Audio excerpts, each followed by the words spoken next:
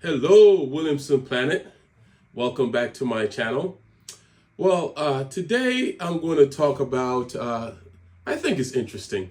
I call it, when we talk about the issue of achieving black socioeconomic parity with the average in America, I'm going to talk about today what I call the Iceland example. Yes, and I said Iceland, like the country Iceland. Reykjavik, if I'm pronouncing it correctly, is the capital and main city there. That Iceland. Okay, and I guess the first thing you'll ask is, or you may ask is, what does Iceland have to do with the hood and all that, right? Okay, let me tell you why I'm using the Iceland example. Just follow me here. Iceland is located in the middle of nowhere. It's up in the North Atlantic Ocean between mainland Europe, or I could say the British Isles off of the European continent, and between that and, or between those and Greenland, right? So, middle of nowhere, sitting off island, sitting by itself. Iceland only has 300,000 people. So ask yourself the question, how come Iceland has very low crime, very low poverty, and most people live nice middle to upper middle class? Why? And this place is in the middle of nowhere. Plus, let me add, it's cold most of the time. Thus the name Iceland, right? Think about it. Okay, let me tell you why that's important for Black America. Okay, what's happening economically and socioeconomically in Black America is this right here, right? Most Black folks live in communities where these people call they provide the jobs, right? They are these unknown entities, they. Well, they building something over there. What do they have going on downtown? Oh, they are offering jobs. There's always these they, like these other people, right? Don't get me wrong. We have a lot of Black entrepreneurs, building our own businesses. I'm a lawyer by trade. I have my own law practice, which I created, right? The problem is I'm talking about the common, regular mindset, right? So the problem with waiting for they to create things is that when they decide to move things, suddenly we don't have jobs because we're dependent on they. So they can either be the government, which apparently I've seen studies that say that the majority of Black folks that have a college degree work for a government, whether that's a federal, state, or local government. And there's nothing wrong with that. That's great. We have to have government has to function, so we need people to work for governments, right? For the majority of non-college educated Black folks, where we have blue-collar jobs, etc., it's the they thing. And let me tell you where they become a problem. They becomes and then we're going to get back into the Iceland example, even though they're all intertwined. Where they becomes a problem is that we Black folks become dependent on they. These, like I said, these nondescript, nebulous they people, right? Instead of saying us, right? And then first thing people say when you say that to them, well, we don't have the money. Yeah, Black folks, if you got rid of the rest of America, Black folks alone are one of the wealthiest countries in the world. We do have the money, right? Black women is probably the most educated single demographic. When it comes to Black women have exceeded even the percentage of white women when it comes to college degrees. So stop saying we don't have the money, we don't have the expertise. It's a whole vision and mindset issue. Now, let me tell you where I think this all came from. The mindset, I think, came, again, out of, I hate to always keep bringing up slavery, but 7 or 8 generations out of slavery, and we still have a version of the slave mentality. Where, when I say that, it's where master, they actually used to be master. Master provides the plantation. Master tells you what time to wake up in the morning, what time to go to bed, when to pick the cotton or the tobacco or whatever, the rice or whatever, master's cash crops were, or do whatever else master asked to do, etc.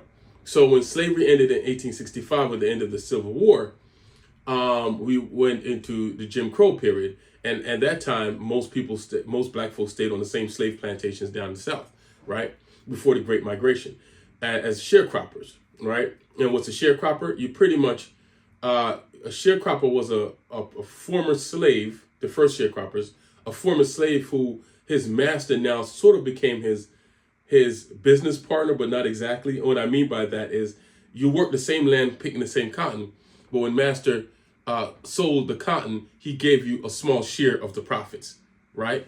So it was like an equal relationship, but his master got the same work done, except he didn't get to beat you every day and rape you as much as before, etc. And you shared some of the profits. But of course, it was a step forward. I mean, well, when you're coming out of slavery, I mean, anything is better than that. So it was a step above that. So after the Great Migration, and we're going to get into the Great Migration itself in a separate vlog, but essentially what the Great Migration was white business owners in the industrial North and West to some degrees, etc. When white Europeans started to unionize in the 20s and 30s, 1920s and 30s, so you're talking about 90 to 100 years ago, what happened was to break these unions, they would send agents to the South, like in Trenton, New Jersey. A bunch of people are from Dillon County, South Carolina, in that area, not by chance, because that's where the wealthiest guy in Trenton, New Jersey, at the time, John Roebling, the same one that the bridges are named after, including the bridge that spans, the Roebling Bridge, which goes from Cincinnati, Ohio, over into Kentucky. The same Roebling who did the steel for the Golden Gate Bridge out in San Francisco. He was the richest man in Trenton, in that region. And so he will send agents down to South Carolina and other points south to get black people off the sharecropping plantation to help basically become scabs for the mainly Italian Americans and other white European Americans who were many of his factory employees, right? In Chicago, most of the black folks in Chicago are descendants from Mississippians, right? We call white Chicago business owners back in the day basically sent their agents down 2 states down into Mississippi to come straight north, a couple states up to Illinois to do the same thing, right? But we're going to get more into that in the next vlog. But the bottom line is, so we transitioned from slavery to sharecropping to becoming industrial workers, where we're basically appendages to machines. It didn't require much education, etc. He's no longer master, now is they. They say, arrive at work at this time, pull this lever every half hour at this time, or put this thing together, screw this thing together, bolt this thing together, whatever, for 8 hours a day. And, probably was worse at one time, but got better with unions. Well, that's a funny thing, how unions affected black people. That's another vlog too. But basically you do a certain thing for a certain amount of time, and you do it if you do it for 30 years or whatever, then you get a pension. Right? But it's still the dependence on they. And of course, there are a lot of black entrepreneurs who even started their own car companies, believe it or not, in the 1920s, etc., who ran into a lot of issues, raising capital, getting a market. We have Garrett Morgan out there in Cleveland, Ohio, who the black man that invented the gas mask and the first traffic light. And when the first fire stations found out he was black, some of them actually canceled their orders. They would rather have their firemen at the time choke on smoke rather than get gas masks. This new invention called a gas mask from a black creator. That's how spiritually sick racism is. But anyway, I don't want to get too far afield of the topic. So fast forward to today. Many of us are so used to they doing something that as soon as they move the automobile factory or the steel factory or whatever else, a lot of us don't know what to do, because we're so many of our young men in particular are anti-college education and anti-intellectual. Oh, I don't need to go to college to get rich. Jay-Z got rich. He didn't go to college. It's always that foolishness and stuff like that, because they look at the one in a million, and because of the power of not just hip hop music, but the power of entertainment and the media, they use these things as examples that should not be used as examples, right? Because they are so few and far between.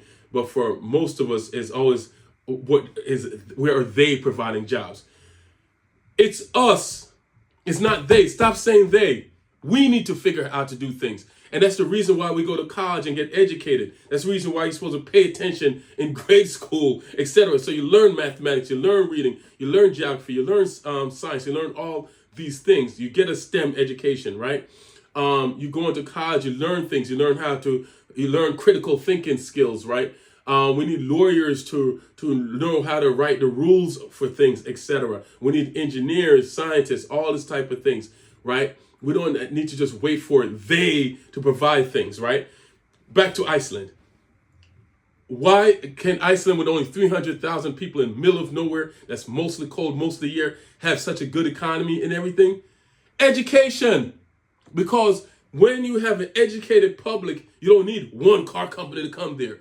When you have an educated public, you have different people can contribute to all the things that make a modern society work. Right? You need flat screen TVs. Someone knows what to get from the earth. Everything we have that human beings use comes from the earth or from animals. Right? Yes. Your cell phones, your computers, your flat screen TVs, your cars, your airplanes, everything came from the earth. You get iron ore and you make steel out of it. Right? You get oil and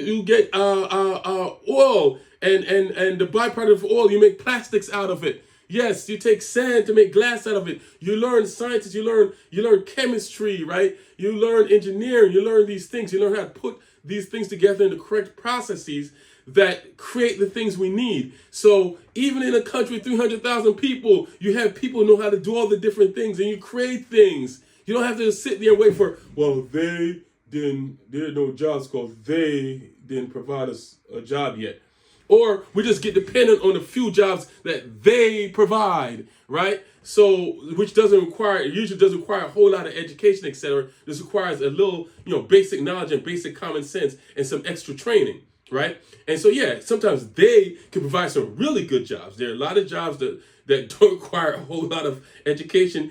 I know people, I'm not trying to insult anyone. You don't have to be super bright in certain jobs to have actually a good career and get a good pay and actually get a good pension when you're done because they provided the system for you, right? The problem with that is that there are only but so many jobs that they provide. So if you're one of the more fortunate ones that can benefit from the jobs they provide, then you're okay, right? But at the same time, you leave the rest of the society dependent because they're sitting on the sidelines waiting for they to do something. And if they don't do it, they're then relegated to having to survive based on what the other part of they provide for social services, such as Section 8, food stamps, etc. While a lot of our young people have all this time on their hands and now are murdering each other and doing all the stupid stuff because they're not spending that same energy learning and becoming the best citizens that they can be, right? And then they say they don't do anything much for us when they're standing on the sidewalk that they created, right? And if they hurt each other, they send ambulances out and use equipment that they created to try to save their lives. But yet, but that's a whole mental state, right? So the point is, here's the point. When you have an educated society, people work together to get things done economically, and you're not dependent on they. They becomes us. It's our world. God gave us all dominion over the earth. God didn't just give they or them dominion, and we're just here to get a decent job. Okay? Well, that's it for today. Thank you so much.